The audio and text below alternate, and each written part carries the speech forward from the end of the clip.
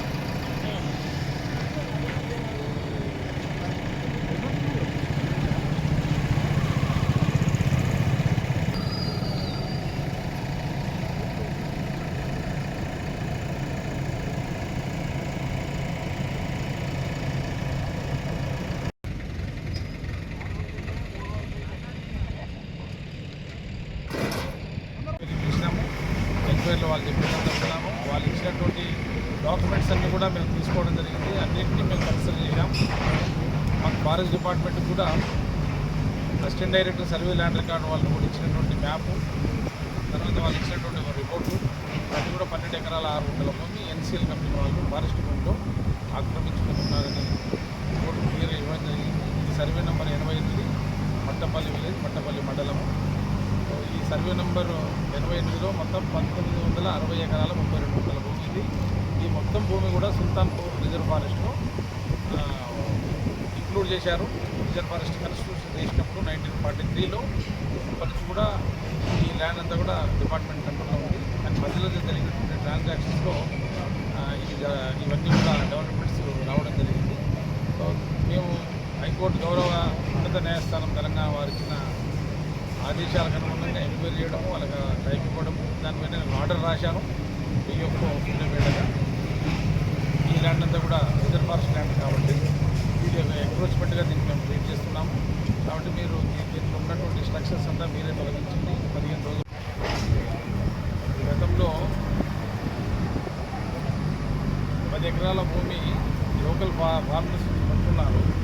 కొన్ని మొత్తం 12 ఎకరాల 6 గుంటల భూమిలో వాళ్ళు ఆక్రమించి వాళ్ళ యొక్క స్ట్రక్చర్స్ కట్టుకోవడం జరిగింది. Security room, play ground, water plant, godown ఇలాంటివి కట్టారు. వాస్తవానికి ఏంటంటే ఇది మొత్తం ఫారెస్ట్ ల్యాండ్.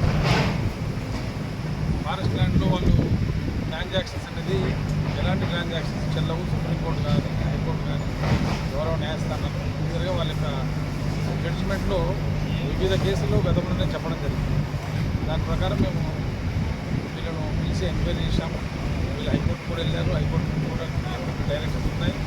వాళ్ళు పిలిచి ఎంక్వైరీ చేయండి, వాళ్ళు ఇచ్చిన రిప్రజెంటేషన్ కన్సిడర్ చేయండి, దానిపైన ఆర్డర్ పాస్ చేయండి అని గౌరవ తెలంగాణ హైకోర్టు వారు మార్చి 31, 2026 ఒక ఆర్డర్ ఇవ్వడం జరిగింది. ఆ ఆర్డర్ అనుసరించి ఈ కంపెనీ వారికి నేను నోటీసులు ఇవ్వడం, వాళ్ళకు సఫిషియెంట్ టైం కూడా గత నెల 14వ తారీఖు రోజే ఆర్డర్ సర్వ్ చేసి వాళ్ళకి నోటీసు కూడా ఇవ్వడం జరిగింది. సో ఈ నెల ఈరోజు 17వ తారీఖు ఆగస్టు 17 ఈ రోజు వరకు కూడా వాళ్ళు ఎలాంటి ఇప్పటికే నేను ఇచ్చినటువంటి ఆర్డర్ పైన వారు గౌరవ తెలంగాణ హైకోర్టు వారిని సంప్రదించి వాళ్ళ ముందర ఒక పిటిషన్ ఫైల్ చేయడం జరిగింది. నేను ఇచ్చినటువంటి ఆర్డర్ను పైన స్టే ఇవ్వమని చెప్పేసి ఎన్సీఎల్ కమిటీ వారు కోర్టును అభ్యర్థించారు. కోర్టు విపక్షాల వాదనలు విన్న తర్వాత ఈ యొక్క డిఎఫ్ఓ గారు ఇచ్చినటువంటి ఆర్డర్ పైన ఇంటర్ఫియర్ కావాల్సిన అవసరం లేదు అని చెప్పేసి వాళ్ళు ఇచ్చిన పిటిషన్ను ఇంటర్లాకుటరీ పిటిషన్ను డిస్మిస్ చేస్తూ మెయిన్ పిటిషన్లో కౌంటర్ దాఖలు చేయమని హైకోర్టు వారు డిపార్ట్మెంట్ వారికి చెప్పడం జరిగింది. దాని కౌంటర్ కూడా వేస్తున్నాము. ఇది క్లియర్ కట్ ఫారెస్ట్ ల్యాండ్ కాబట్టి సో కోర్టు కూడా మేము ఇచ్చిన ఆర్డర్లో ఎలాంటి ఇంటర్ఫియరెన్స్ చేయలేదు కాబట్టి సో ఇక్కడ ఉన్నటువంటి స్ట్రక్చర్స్ అంతా కూడా ఈరోజు మేము డిపార్ట్మెంట్ వాళ్ళు పోలీసు వారి డిపార్ట్మెంట్ సహకారంతో ఈరోజు తీసివేయడం జరుగుతుంది.